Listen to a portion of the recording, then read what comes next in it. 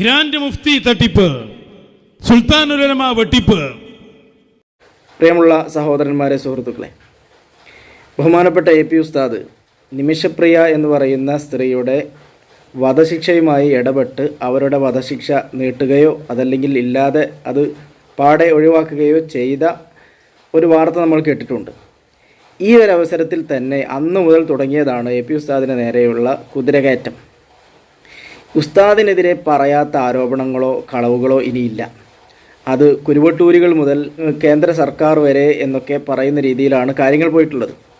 അതിൽ നമ്മുടെ നാട്ടിൽ ഏറ്റവും അത് ദഹിക്കാത്തത് നാട്ടിലെ സംഘികളാകുന്ന കുരുവട്ടൂരികളാണ്. ഇത്തരക്കാരോട് AP ഉസ്താദ് ഇന്നലെ അപ്ലോഡായ ആ ഒരു ഇൻ്റർവ്യൂവിൽ ഇവർക്കെതിരെയുള്ള കൃത്യമായ ഒരു മറുപടിയുണ്ട്. അത് നമുക്കൊന്ന് കേട്ടുവരാം. ഞങ്ങൾ ഇവിടെ ഭരിക്കുന്ന ഗവൺമെൻറ്റിനോട് യോജിച്ചുകൊണ്ട് തന്നെ ഈ കാര്യം പറഞ്ഞു എന്ന് മാത്രം.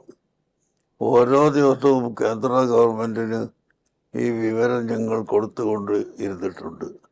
ഞങ്ങളിവിടെ ഗവൺമെൻറ്റിനെ മറികടന്നുകൊണ്ടോ മറ്റാരെയെങ്കിലും മറികടന്നുകൊണ്ടോ ഉദ്ദേശമല്ല. വിശദാംശങ്ങളുടെ തലത്തിൽ ഉസ്താദ്, ഇതിപ്പോൾ ഈ നിമിഷപ്രിയയുടെ വധശിക്ഷ താൽക്കാലികമായി നിർത്തിവെച്ചതാണ് എന്ന് പറയുന്ന ഒരു വാദക്കാരുണ്ട്. അല്ല, അത് പൂർണ്ണമായിട്ടും ഇല്ലാതായിരിക്കുന്നു എന്ന് ഉസ്താദ് പറഞ്ഞതുപോലെ എന്താണ് യഥാർത്ഥത്തിൽ ആ കാര്യത്തിൽ സംഭവിച്ചത്? അതൊന്നിപ്പോൾ നമുക്ക് ഇവിടെ ഇരുന്നുകൊണ്ട് പറയാൻ കഴിയില്ല. ആദ്യം ഒരു ദിവസത്തേക്ക് നീട്ടി, പിന്നീട് അത് റദ്ദു ചെയ്തു. ഞങ്ങളെ പണി അതോടുകൂടി കഴിഞ്ഞു. ഇനി നമ്മുടെ ഗവൺമെൻറ്റാണ് അതിന് വേണ്ടതൊക്കെ ചെയ്യേണ്ടത്. അത് ചെയ്യുമെന്ന് തന്നെയാണല്ലോ ഞങ്ങളുടെ വിശ്വാസം. ഞാനിപ്പോൾ ഡൽഹിയിൽ നിന്നാണ് വരുന്നത്. ഇപ്പം ഡൽഹിയിൽ അവിടെ പറഞ്ഞു കേൾക്കുന്ന ഒരു കാര്യം എന്ന് പറഞ്ഞു കഴിഞ്ഞാൽ ഈ ബാധിക്കപ്പെട്ട നിമിഷപ്രിയയാൽ ബാധിക്കപ്പെട്ട കുടുംബം, അവർക്ക് അവിടെ നിന്ന് കൊണ്ട് നമ്മുടെ ഇന്ത്യൻ സർക്കാരുമായി ചർച്ചയിൽ പങ്കെടുക്കാൻ പറ്റുന്നില്ല. അപ്പം അതുകൊണ്ട് അവരെ സൗദിയിലേക്കോ മറ്റോ മാറ്റാനുള്ളൊരു സംവിധാനം ഉണ്ടാക്കുകയാണെങ്കിൽ കുറെ കൂടെ സുഗമമായ ചർച്ച നടക്കും എന്ന് പറയുന്നതുണ്ട്. അതൊന്നും ഞാനതിൻ്റെ വിശദമായ ഭാഗത്തേക്കൊന്നും കടന്നിട്ടില്ല. കടക്കേണ്ട ആവശ്യവും എനിക്കില്ല.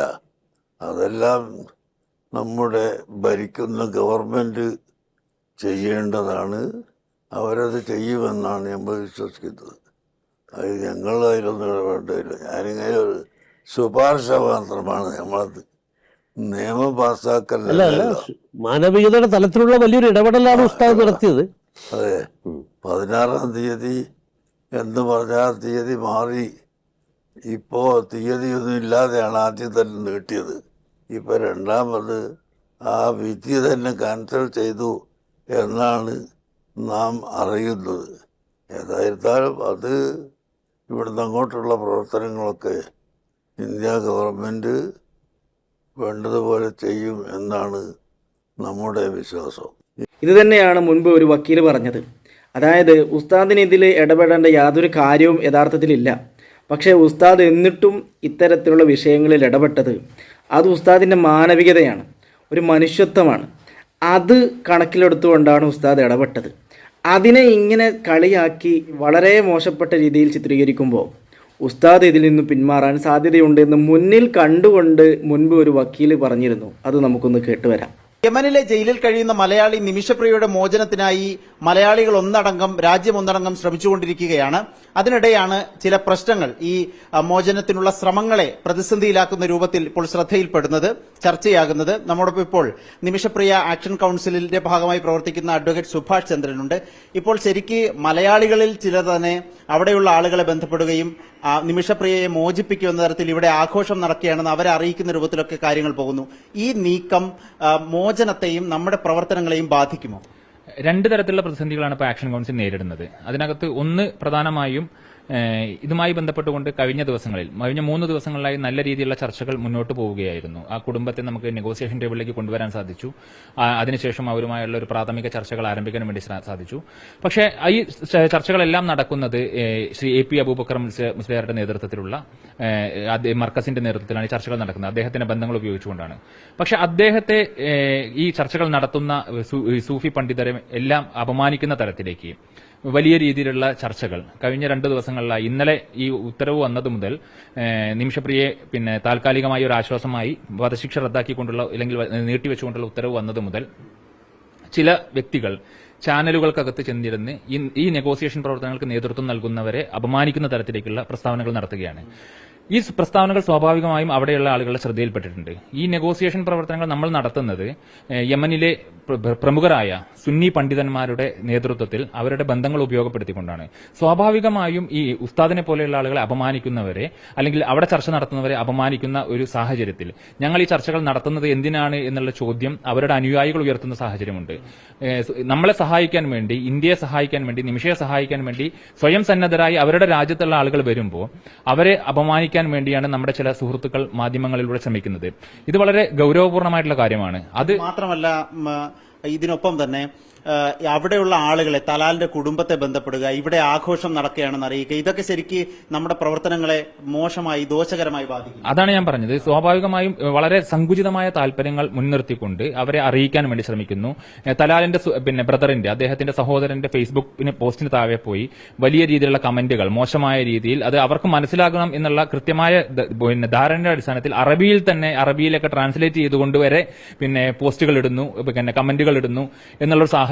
അപ്പോൾ ഒരു ജീവനെ സംബന്ധിച്ച് നമ്മളിവിടെ ജീവൻ മരണ പോരാട്ടം, ഒരു പെൺകുട്ടിയുടെ ജീവൻ രക്ഷിക്കാൻ വേണ്ടി ജീവൻ മരണ പോരാട്ടം നടത്തുന്ന സമയത്ത് ഇതിനെയെല്ലാം വളരെ ലാഘവ ബുദ്ധിയോടുകൂടി കാണുകയും തങ്ങളുടെ ചില താല്പര്യങ്ങൾ മാത്രം സംരക്ഷിക്കണം, ഈ ചർച്ചകൾക്ക് നേതൃത്വം നൽകുന്ന ആളുകളുടെ അവരെ മോശക്കാരാക്കാൻ വേണ്ടി ഒരു ജീവൻ നഷ്ടപ്പെടട്ടെ എന്ന രീതിയിലേക്ക് വരെ ചിന്തിക്കുന്ന സങ്കുചിതമായ സാഹചര്യത്തിൽ ചില ആളുകൾ പോകുന്നുണ്ട്.